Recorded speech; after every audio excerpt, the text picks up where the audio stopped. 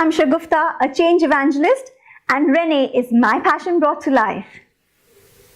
Why does a parent need this Goulding sleep talk process?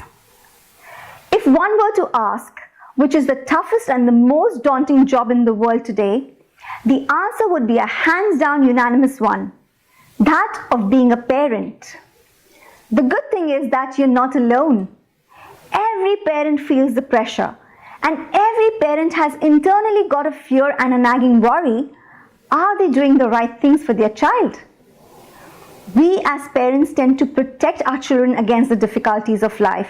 We try to shield them against the hardships and challenges that they would face in their growing environment. Now, should we shield them from the difficulties and try to be the emotional cushion in their life? Or do we prepare them for it? How do we strengthen them to face their fears and overcome challenges? How can we teach them to be emotionally resilient so that they can brave through whatever life situation demands of them? Children look up to their parents to support and guide them in their journey and help them to conquer their fears and get over their self-imposed limitations. We need to be very careful in fulfilling our responsibilities as a parent, because you're not only nurturing a child, you're raising the future. Men and women who as adults would need to recognize the strength and ability in themselves to face challenges in life with confidence and determination, along with the humbleness to honor other men and women at the same time. Society has led us to believe that imparting good education is most important for building a successful life for our children.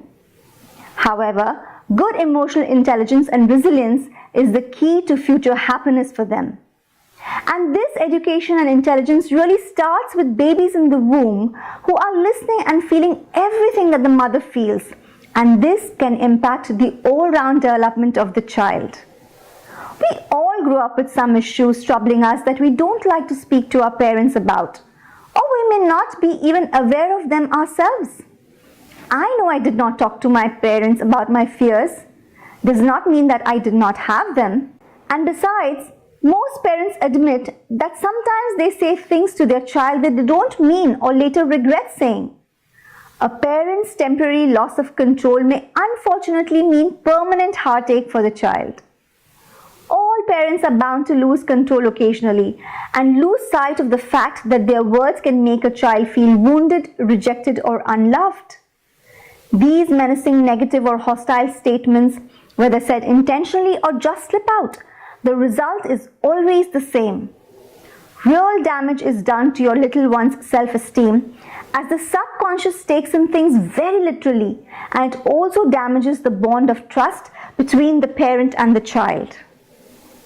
You know, as parents, we have all made mistakes when communicating, especially with our children.